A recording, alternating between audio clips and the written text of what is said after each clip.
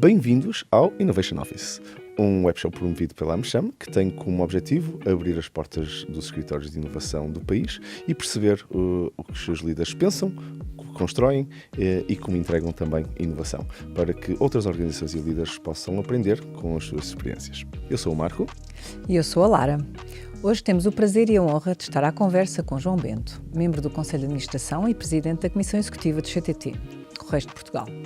João Bento começou a sua carreira profissional como académico, sendo professor catedrático do IST desde 2000, mas depois passou a dedicar-se ao exercício de funções a tempo inteiro em cargos de gestão empresarial.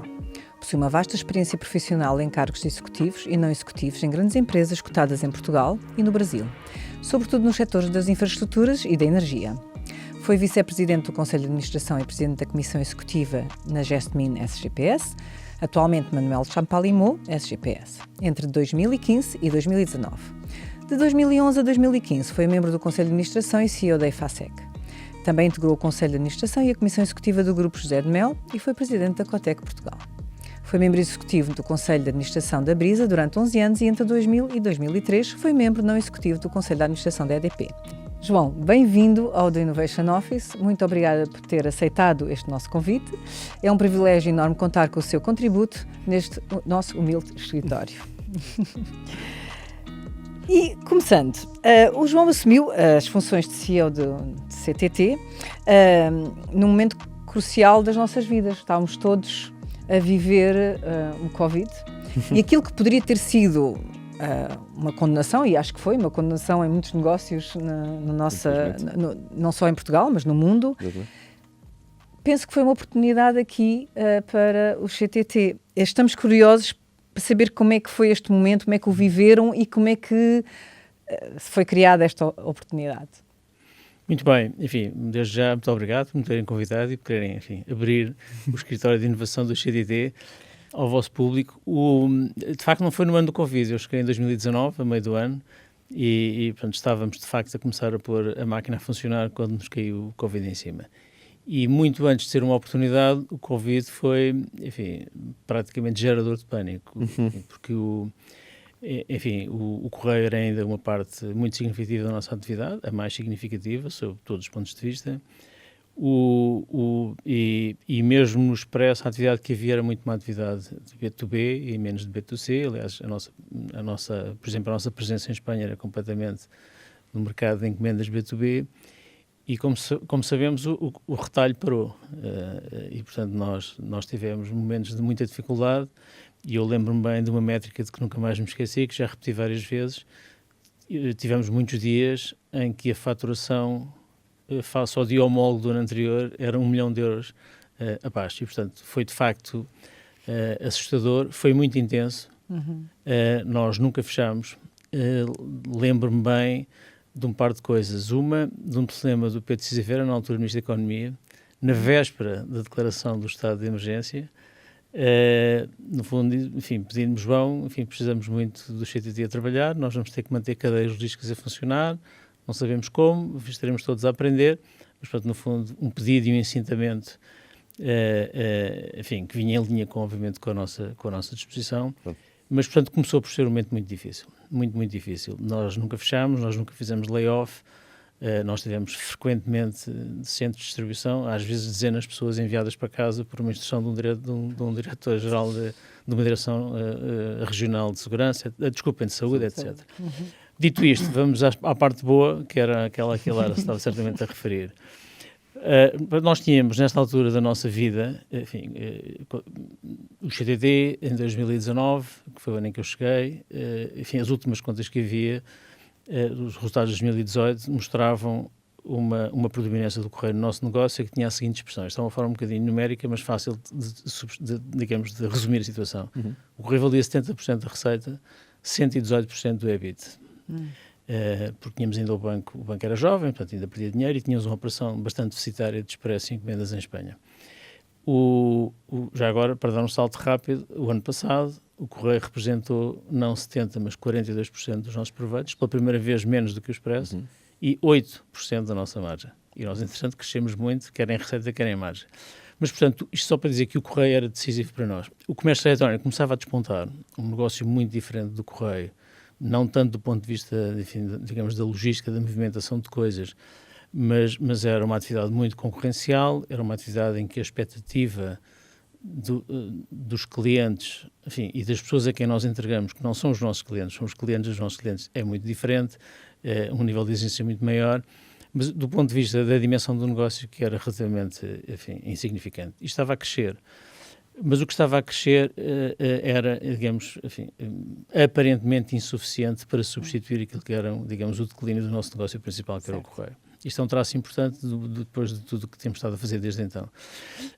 Ora, ainda por cima, como já referi, a nossa presença, em particular em Espanha, no negócio de expresso encomendas, era muito no mercado B2B, que estava estável há muitos anos. O B2C sempre a crescer, o B2B é sempre estável. E, portanto, com a quebra, digamos, da atividade de retalho, nós praticamente ficámos sem negócio. Certo. E o B2C era, na altura, digamos, emergente. Digamos, o aspecto mais evidente, o grande benefício foi que acelerou muito a compra online. E nós aí, de facto, fomos muito ágeis, que é um traço que nós gostamos de pensar que hoje está presente, e tivemos uma série de coisas com imensa graça. Enfim, por coincidência, nós estávamos a trabalhar há muito tempo já com um parceiro, uma startup portuguesa, numa oferta para a criação de lojas online. Pareceu-nos importante quando nos primeiros sinais de que as coisas se poderiam complicar, portanto, com alguns países já, digamos, a fecharem as suas economias e a restringir o acesso das pessoas, acelerar isto, acabámos por pôr ao Governo e na altura à Confederação Portuguesa do Comércio lançar a nossa ferramenta como sendo um produto de todos para promover, digamos, a venda online e com esta nossa oferta de criação de lojas online. E por coincidência, nós tínhamos estado a falar com o Governo, justamente com o Pedro Cisa Vieira nessa altura, sobre, enfim, como empacotar isto e como lançar isto, no fundo, dando mais peso institucional, também dando mais relevo à iniciativa, enfim, prometia mais sucesso. E acabámos por lançar isto. O estado de emergência foi declarado, se não me falha a memória, 18 de março, e nós lançámos a iniciativa de criar lojas online CTT no dia 19 de março. Uau. Nós hoje temos 6.000 lojas, tipicamente de pequenas empresas, de pequenos comércios que estão online, criadas com esta tecnologia. Portanto, isto no fundo foi acelerar coisas que trazíamos na bagagem e que lançámos até um bocadinho antes do que seria razoável, mas porque nos parecia que era importante, e depois com o tempo fomos fazendo uma série de coisas, enfim, das quais, enfim, tenho ótimas memórias. Nós criámos em poucas semanas, com um outro parceiro, uma aplicação que chamámos Comércio Local CTT, em que no fundo andámos pelo país e lançámos isto em Viseu inicialmente, com o apoio das câmaras, no fundo a trazer muito pequenos negócios de rua, para poderem vender online com esta app CTT Comércio Local, que ganhou, enfim, centenas de aderentes, centenas de lojas a vender em todo o país, e que durou, enfim, teve a sua vida, entretanto, enfim, a vida normalizou, e essas plataformas, essas empresas encontraram as plataformas mais estáveis, mas lembro-me, por exemplo, de inaugurar várias feiras com a Ministra da Agricultura sentada à secretária na minha casa, enfim, na minha casa de fim de semana, onde me refugiei com a família e onde geria, digamos, o dia-a-dia do CTT, numa altura em que não podíamos sair de casa, porque justamente usámos, enfim, plataformas que já tínhamos, e lembro de fazermos a feira do queijo de Serra Doc, com a CIM da região de Coimbra, a feira da cereja do Fundão, a feira da castanha, já não sei de onde, a feira dos enchidos, e alguns destes eventos foram formalmente inaugurados, remotamente, enfim, pela Ministra da Agricultura e por mim próprio, tipicamente com os autarcas regionais. Portanto, enfim, foi um momento de grande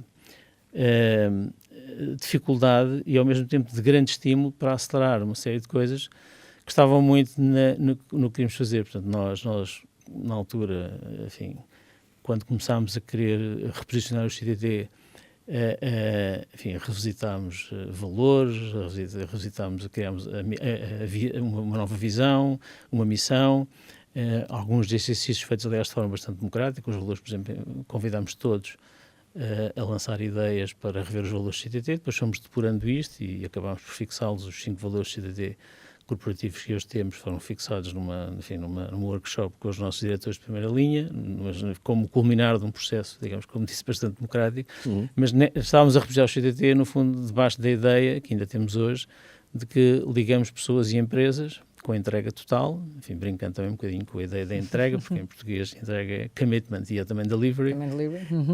E para as empresas a nossa oferta de valor era muito, enfim, o correio é uma coisa que vai acabar, a economia digital obriga-nos a estar presentes, enfim, o caso mais importante para nós é o do comércio eletrónico, mas basicamente posicionámos para apoiar as empresas na cadeia de valor e na sua presença numa economia mais digital. E isso acelerou muito um conjunto de iniciativas que tínhamos, porque no fundo vimos o correio a desaparecer a um ritmo, enfim, impensável. Nós tivemos, enfim, mais tarde, quando se fizeram as contas, nós tivemos uma quebra de 16,5% na receita de correio nesse ano, e portanto, enfim, curiosamente acabámos o ano a crescer em receitas, mas tivemos que fazer muito pela vida, porque foi de facto muito difícil, mas ao mesmo tempo bastante estimulante, e assim acho que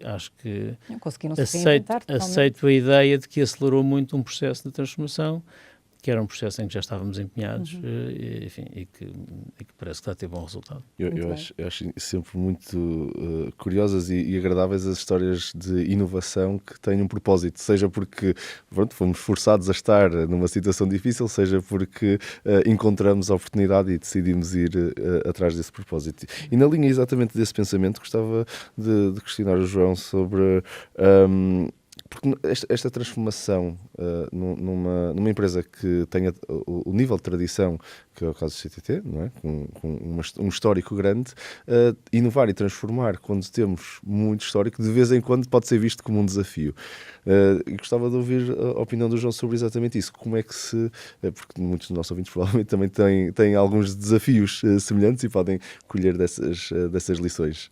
Como é que se inova? Mais meio século, não é? Meio século, exatamente. Não é verdade. Nós estamos a falar de mais de 5 séculos. Estamos a falar de mais de meio milénio. O Correio em Portugal foi lançado em 1520. Nós seremos alegadamente a empresa mais antiga de Portugal. E é uma atividade ininterrupta desde então. E curiosamente foi privatizado já uma vez e depois nacionalizado, antes de chegar, digamos, a 2013, 2016, quando foi de novo privatizado. Vamos lá ver. A história do CTT é uma história de reinvenção e, portanto, de algum modo a tradição gera uma tradição de inovação, porque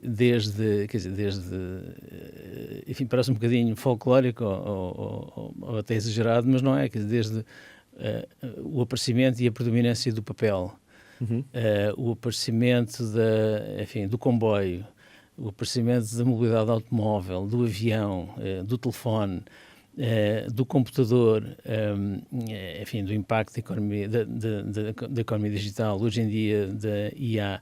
Portanto, nós passámos por tudo isso e a atividade foi sempre reinventando. E algumas destas alterações são determinantes. Eu tenho uma apresentação mais ou menos pré-pronta, que de vez em quando, enfim, levo comigo e faço para falar da nossa história. E nos slides iniciais eu tenho, sei lá, fotografias de um vagão de um comboio, cheio de pessoas lá dentro, que durante a noite ia de Lisboa para o Porto, com pessoas lá dentro a processar e a ordenar as cartas que iam ser depois distribuídas no dia seguinte na região norte. Nós hoje temos máquinas que processam, temos máquinas que sequenciam correio ao ritmo de interpretam a morada e sequenciam ao ritmo de 40, 45 mil cartas por hora. Portanto, enfim, os desafios foram sempre muito grandes. E de algum modo, isso estava presente e, portanto, havia uma certa predisposição para encarar mais uma mudança.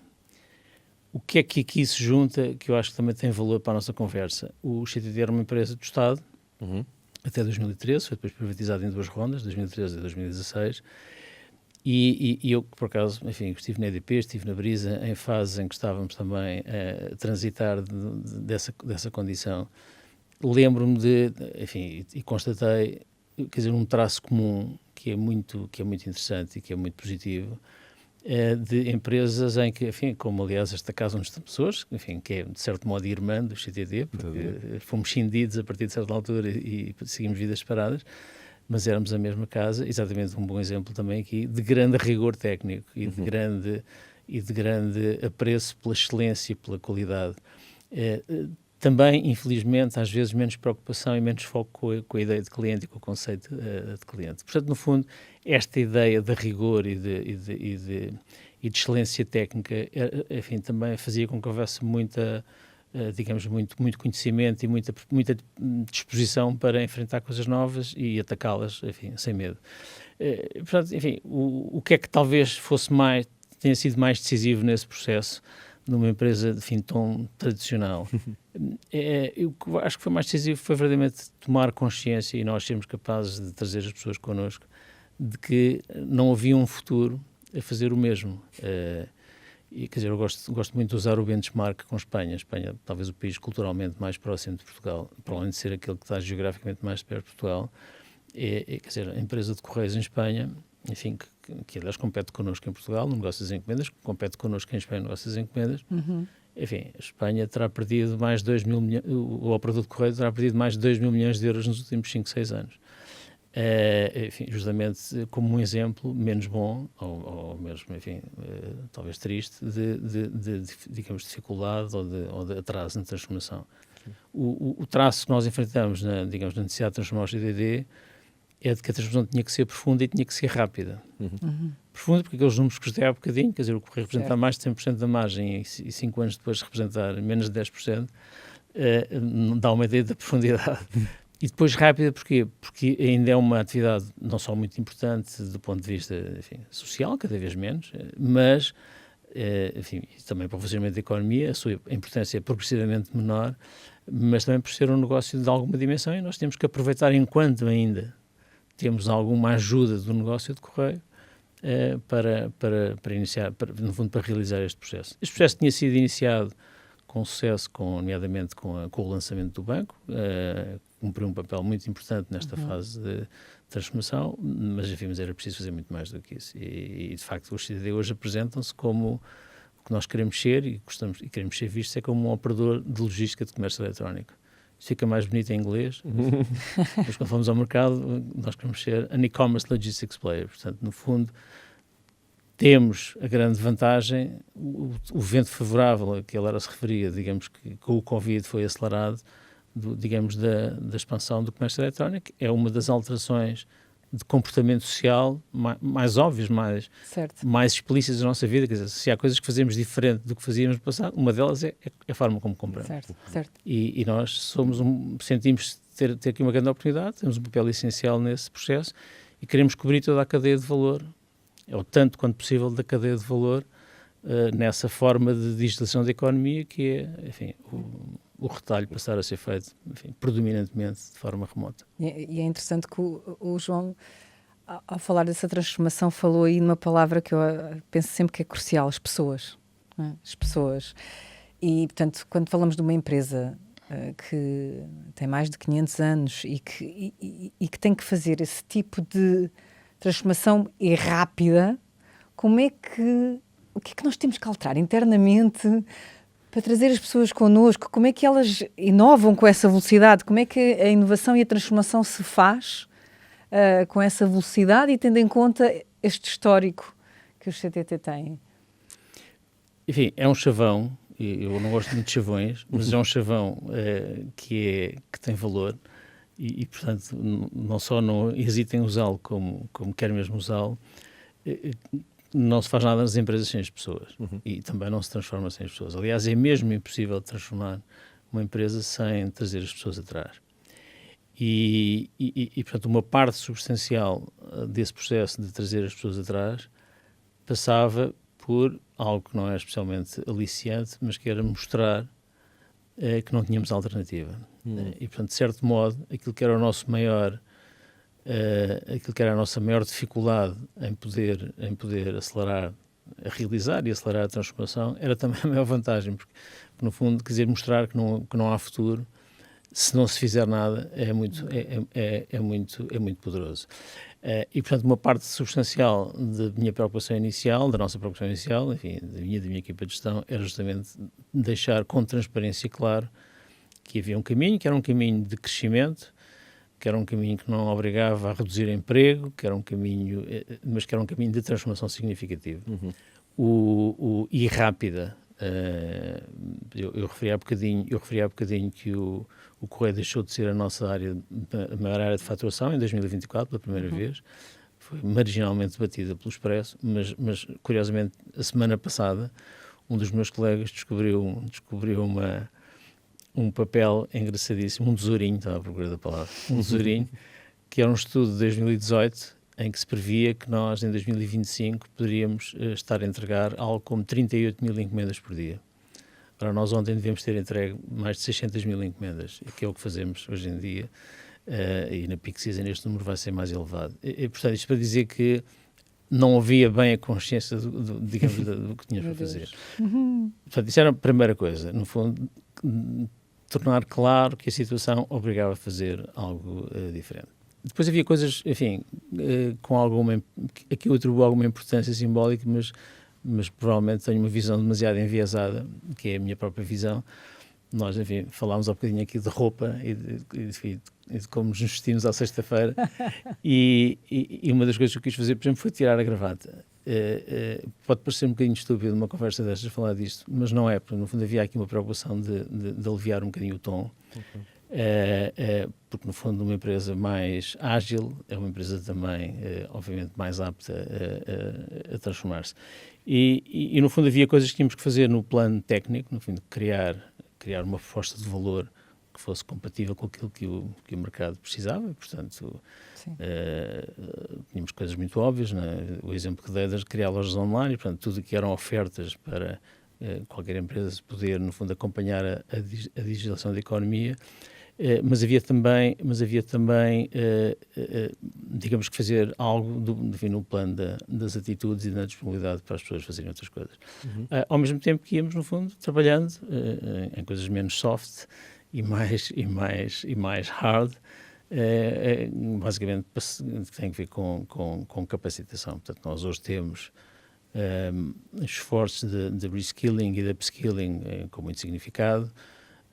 Talvez possa dar aqui um par de exemplos. Enfim, há um que eu acho que cai muito bem nesta nossa conversa, que tem uma natureza laboratorial e que é muito recente. Nós, durante o ano passado, lançámos um programa que chamámos Reboot, e depois em português Reprogramar a Carreira, em que tivemos 400 candidatos para 12 vagas. Fizemos uma primeira turma experimental com um parceiro externo, e em que desafiámos pessoas que quisessem mudar de vida e passar a ser programadores para um programa muito intensivo, onde tivemos, por exemplo, um dos candidatos que foi aceito e que fez o curso com sucesso, foi carteiro durante 25 anos. Que giro. Tivemos pessoas que trabalharam na nossa rede de retalho, ao balcão da loja, uma chefe de loja, uma gerente de loja, aliás 2. E estas pessoas estão hoje integradas na direção dos sistemas de informação, portanto estão agora na fase, agora não, já há umas semanas, estão agora na fase, no fundo, em que estão a começar a tirar partido daquilo que fazem. Portanto, isto é um exemplo laboratorial. Depois temos coisas mais em escala. Por exemplo, fizemos um programa de formação de líderes envolvendo 1000 pessoas. Parece estranho como é que nós temos 1000 líderes, mas nós somos muitos, somos cerca de 13 mil, e portanto temos, enfim, na parte de operações e na parte de retalho temos de facto muitos milhares de pessoas, e portanto temos também muitos líderes intermédios, na medida em que no fundo é também necessário ter e dispor de capacidades de liderança para no fundo acelerar um processo que é um processo que tem que ser profundo e rápido, insisto. E temos um outro exemplo com graça. Parte da nossa estratégia de transformação passava por alavancar alguns dos ativos que temos. Um dos ativos, podemos falar disso de forma mais ordenada, se houver interesse. Um dos ativos que nós temos, um bocadinho desconsiderado, ou se quisermos, pouco visível, é a nossa rede de retalho. Nós temos a maior rede de retalho do país. Enfim, o CTT tem 569 lojas e mais 1.800 agentes, 2.300 pontos de presença. E tem que estar cá porque fazem parte da nossa obrigação enquanto operador do serviço público de correio.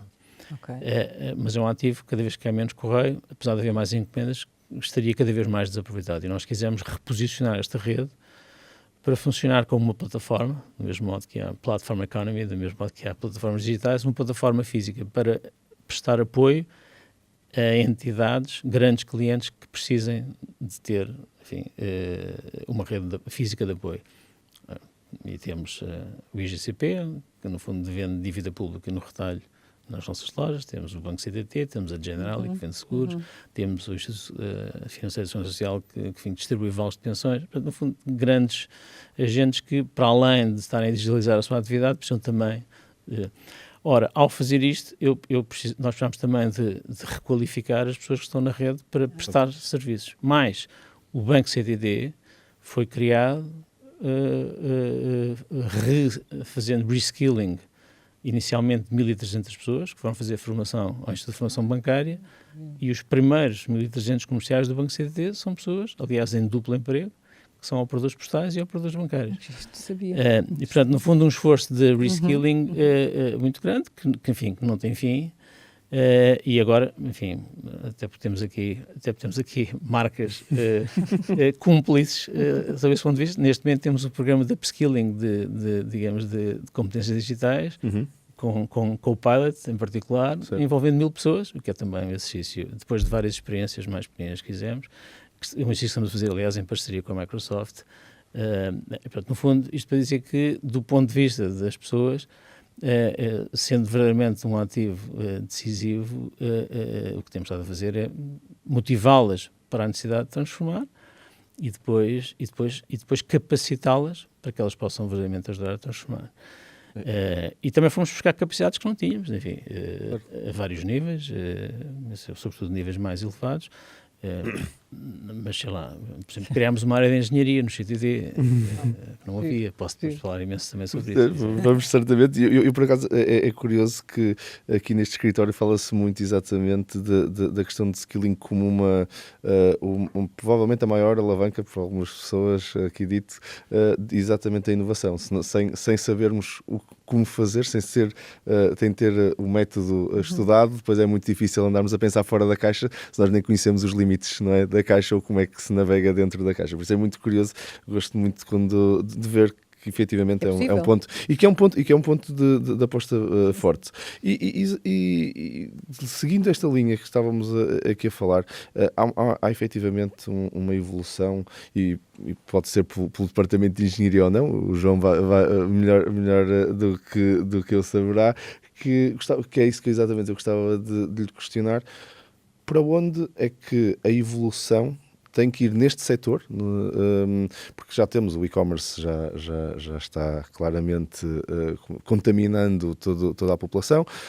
Nós já fazemos, efetivamente, como estávamos a dizer, muito mais compras de forma digital do que física, e estamos habituados a fazê-lo, e estamos habituados a contactar com as pessoas que nos entregam o que nós mais queremos, que era aquela encomenda que estávamos sempre à espera de ter. Por isso, a habituação, a cultura global já está lá. Qual é o próximo passo? O que é que vem a médio, se calhar até longo prazo, de evolução neste setor que vamos fazer de inovação?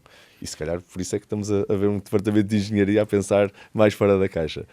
Vamos já ver, nós ainda não estamos, o mundo ainda não está, e nós em Portugal ainda menos, num ponto em que o retalho já seja predominantemente eletrónico. Tivemos ontem, enfim, tive ontem uma boa parte do dia com um dos fundadores de um dos maiores operadores de comércio eletrónico do mundo, chinês. E mesmo na China ou na Coreia do Sul, nós temos níveis de retalho eletrónico face ao retalho convencional que anda nos 35%, abaixo de 40%.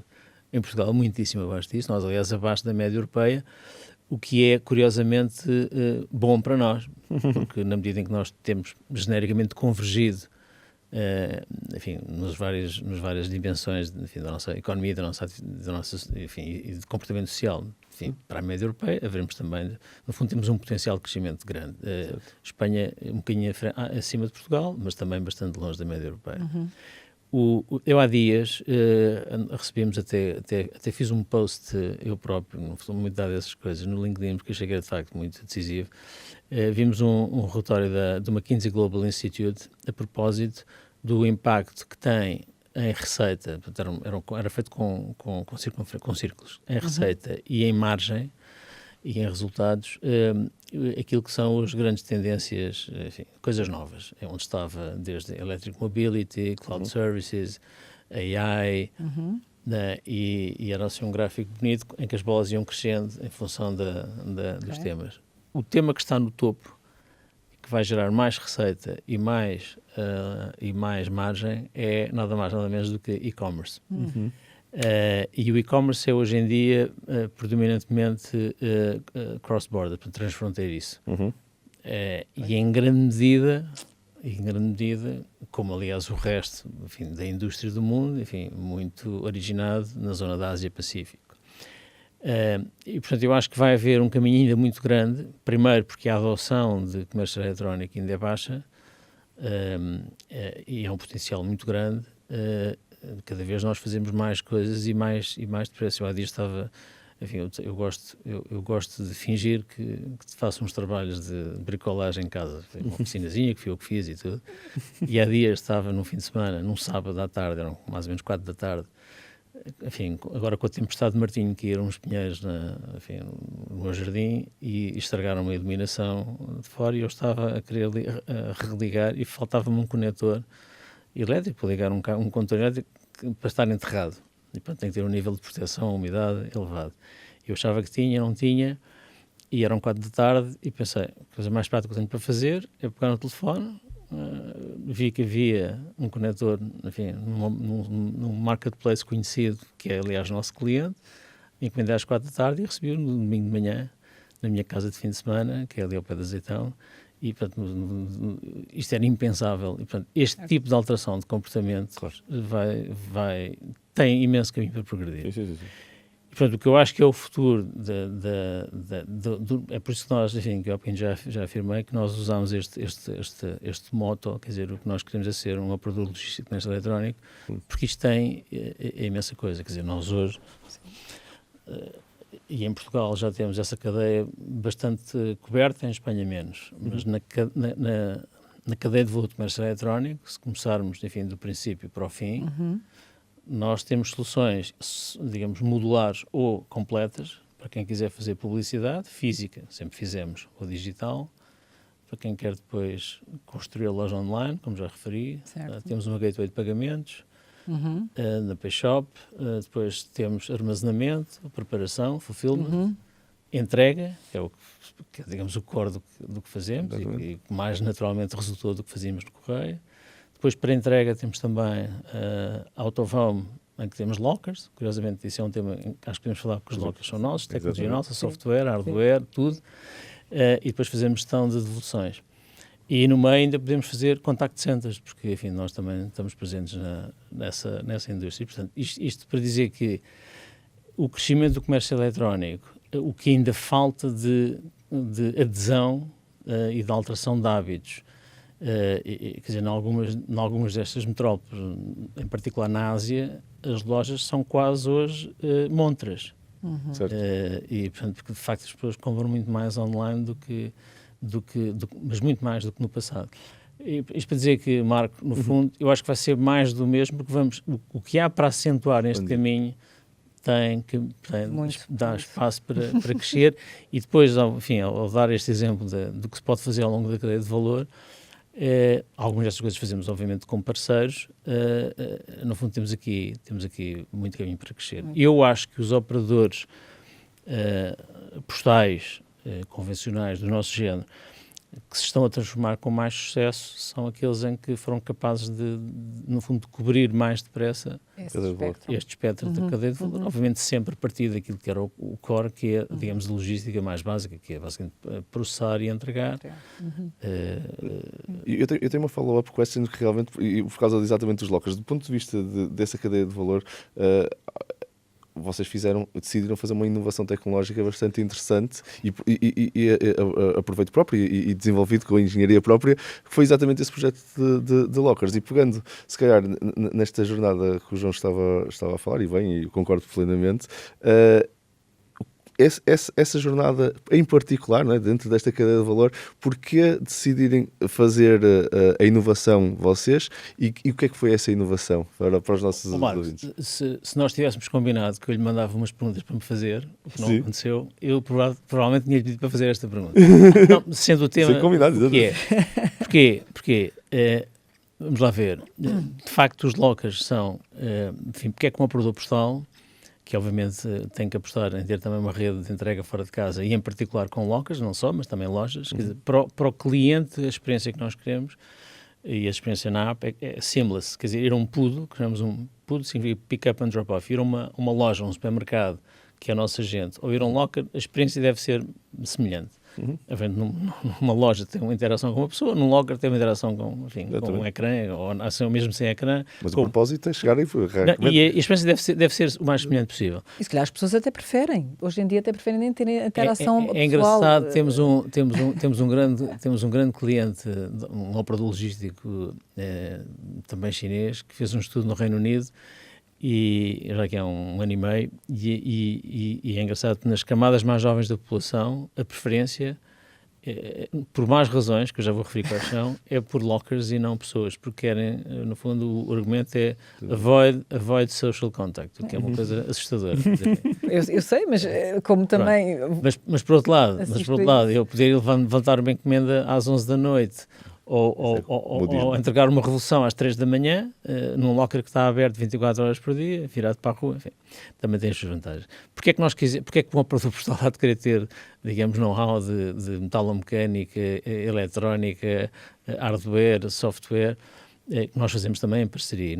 A nossa fábrica é uma fábrica virtual, nós, de facto, na fábrica não é nossa, é uma cadeia, as coisas andam de um lado para o outro, com parceiros que estão... Eu já tinha tido esta experiência, enfim, a propósito de máquinas de portagem na Brisa, há muitos anos atrás, em que montámos também fábricas virtuais com a mesma pessoa, enfim, o Jorge Salles Gomes, que eu fui desafiar, justamente porquê? Porque nós, tudo o que fazemos hoje nesta área de logística de comércio eletrónico é brutalmente carregado em cima de sistemas. Eu não posso lançar um novo produto, eu não posso melhorar um produto sem ter, de tal maneira que nós temos um sistema organizado de gestão de procura, em que usamos método onde entre as várias torres de negócio para gerir a procura interna que há por desenvolvimento e capacidade de desenvolvimento. E nada se faz sem isso. E tivemos um exemplo concreto. Nós estávamos a querer criar um conceito que viemos a criar, de morada virtual. Todos nós podemos ir ao site do CTT e criar uma ou várias moradas virtuais. Imagina, Lara, se for de férias para o Algarve e quiser continuar a fazer compras, procura um locker perto do seu sítio de férias e faz compras onde quiser e põe essa morada, que é uma morada virtual, e as encomendas chegam ao seu locker. Estamos a querer fazer isto e o parceiro de lockers com quem estávamos a trabalhar, numa altura tínhamos para aí 15 lockers no país, deu-nos, enfim, tempos de resposta absolutamente insuportáveis. E aquilo foi uma primeira experiência de muitas que se haveriam de seguir. E, portanto, nós sentimos que precisávamos ter agilidade. Porquê? Porque a nossa proposta de valor e a criação e a dinâmica na criação de serviço e de oferta não podia estar dependente de parceiros que, no fundo, tinham outros interesses e outras agendas, o que é perfeitamente compreensível. Agora, não se pode fazer tudo o custo e, portanto, o desafio que lançámos inicialmente, enfim, eu desafiei o Jorge Salles Gomes, que já referi, e disse ao Jorge, venha aqui brincar um bocadinho connosco, que ele estava disponível. Vamos ver se conseguimos fazer um protótipo de um locker cujo custo de produção em escala possa ser 50% de um preço de mercado. Que era um desafio intelectualmente interessante, ainda que não chegássemos lá, teria sido interessante, e por acaso chegámos lá.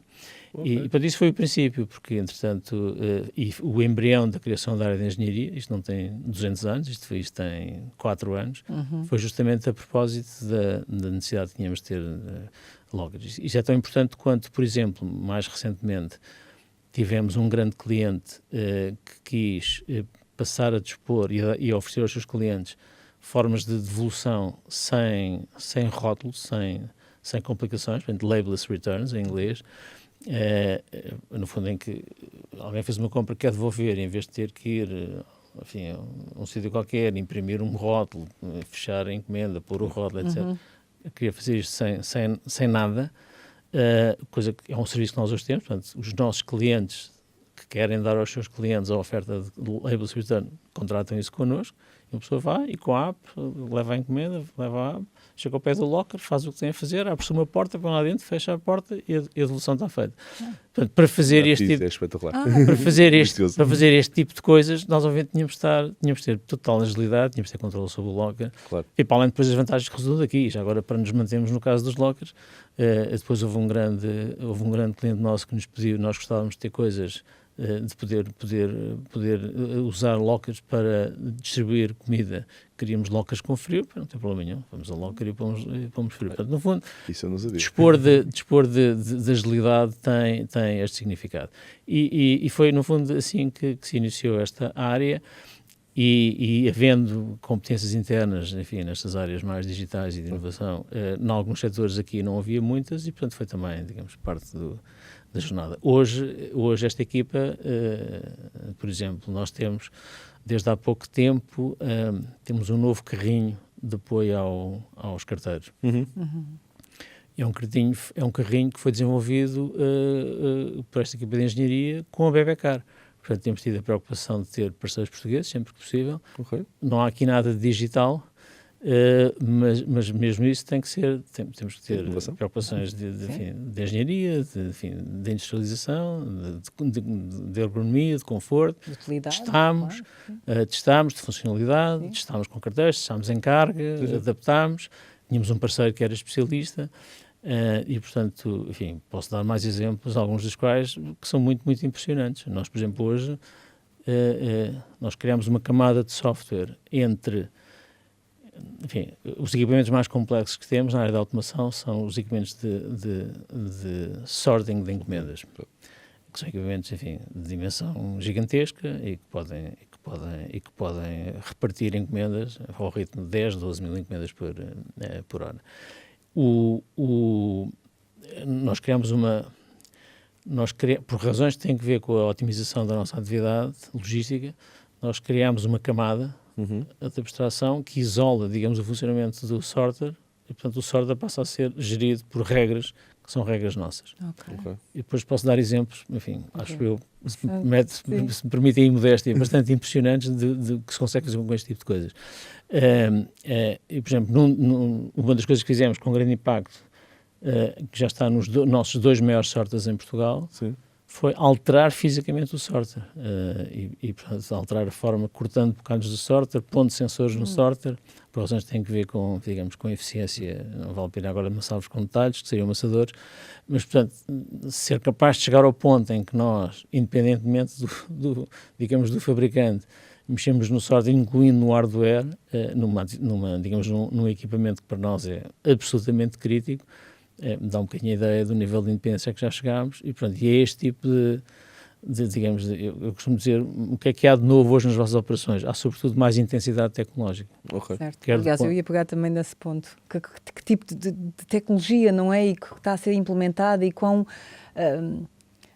consumidores são de tecnologia, que deve ser muita, para poderem atingir os vossos objetivos, ou conseguirem fazer essa transformação.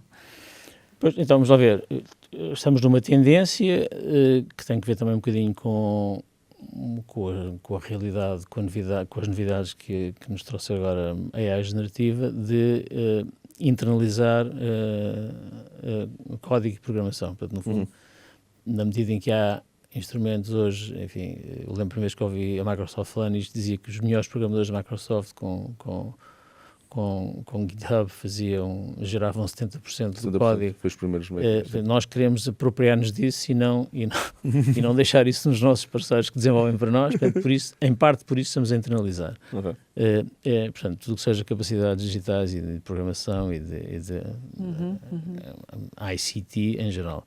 O que é que são coisas em que nós temos, para nós são muito importantes? Programação matemática, otimização, data science, robótica, neste sentido, mexer em equipamentos e usar robôs. Portanto, hoje em dia, enfim, muito machine learning, falámos no início antes da nossa conversa. Hoje algumas coisas também de AI generativa.